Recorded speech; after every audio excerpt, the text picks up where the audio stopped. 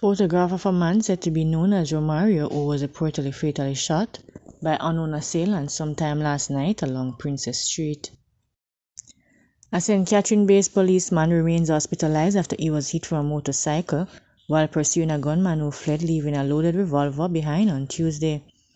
The police constable who is attached to the Portmore police station suffered injuries to his legs. About 1:50 p.m. the policeman was reportedly on patrol near Waterford when a motorcyclist was signaled to stop. The motorcyclist reportedly disobeyed.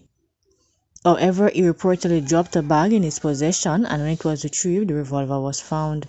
The policeman went in pursuit of the man on his service motorcycle, but was hit from his motorcycle by a motorist. He suffered damage to both legs and his groin. He was taken to hospital where he was admitted for treatment. A 48-hour curfew has been imposed in section of Green Island, Hanover. The curfew began at 6 p.m. on Tuesday, July 23, and will remain in effect until 6 p.m. on Thursday, July 25.